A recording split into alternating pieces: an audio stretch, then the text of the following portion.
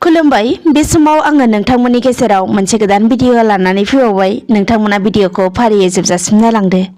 रायजो राजानि सुबिदा आरो मोजांनि थाखाय सरकारा क'क्राझार जिल्लाखौ बोखावनानै मोननै जिल्ला खालामसिगोन। रायखांनो नांगोनदि बिटिआरनि सिङाव थानाय बाक्सा जिल्लाखौ मोननै जिल्ला खालामखांनायनि उनावनो क'क्राझार जिल्लानि सिङाव थानाय गसाइगावखौबो जिल्ला खालामनो थांखि लाबाय सरकारा।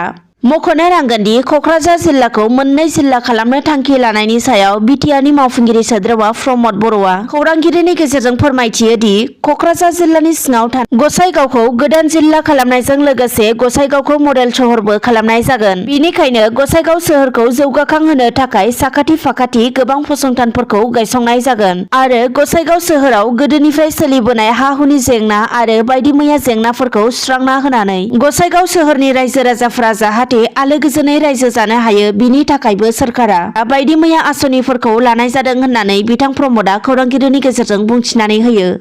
दानिया गुबुन मोनसे खौराङाव फैबावदो। तामुलपुर बियाबनि लोगो हान्जानि बिजाथि एबा इउपिपिएल दोलोनिफ्राय सायख'जानाय जलेन दैमारिनि जानानै कुमारी खातायाव बिसायख'थि फोसावदिंनो फैदों दिनै आसामनि मन्त्रि रन्जित कुमार दास बिथाङा। मोनथिनो मोननायाव बिथाङा दिनै लामा सामानि गला आरो अरायथा दखानफोरनि गेजेराव हाबनानै बिसायख'थि फोसावदिंनायखौ नुनो मोननाय जादों। बिसायख'थि फोसावदिंनाय समाव बिथांजों लोगोसेनो तामुलपुर बियाबनि बिजाथि जलेन दैमारि बिथाङाबो दंफायोमोन। कुमारी खाता ओनसोलनि अनगायैबो बिथाङा दिनै तामुलपुर बियाबनि नाग्रिजुलि, गान्धीबारि, दांफार, गुवाबारि, लथिबारि, खावली बायदिखौ लानानै बियाबनि गासैबो जायगायावनो गोख्रों बिसायख'थि फोसावदिंनायखौ नुनो मोननाय जादों। दानिया गुबुन खौराङाव फैदो।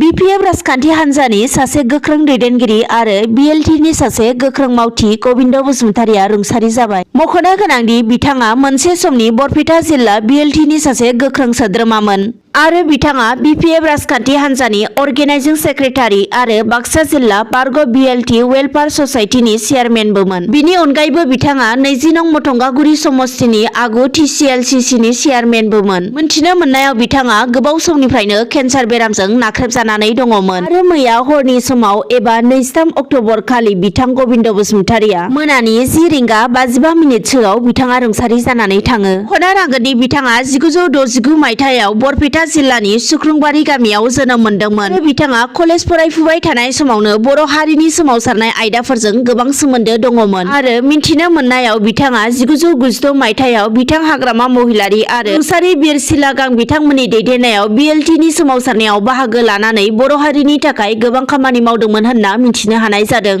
दिनै 28 नं गसाइगाव बिधानसभा बियाबनि सिङाव थानाय गागसापारा गामियाव इउपिपिएल राजखान्थि दोलोआ फैगौ उफ्रा बिसायख'थिनि थाखाय फोसावदिं मेल खुंफुंदों। बे मेलाव इउपिपिएलनि आइजो गांखंनि आफादगिरि बिना गयारिया बाहागो लानानै खौरांगिरिनि गेजेरजों बुङोदि फैगौ उफ्रा बिसायख'थियाव बिपिएफ कंग्रेसनो भट होनाया ओरैनोसो जागोन मानोना बिसोरहा मिरु आसाम आरो बिटिआरआव सरकार गैया। अब्ला बिसोरहा मा मावनो हागोन होननानै बिथाङा बुंथियो।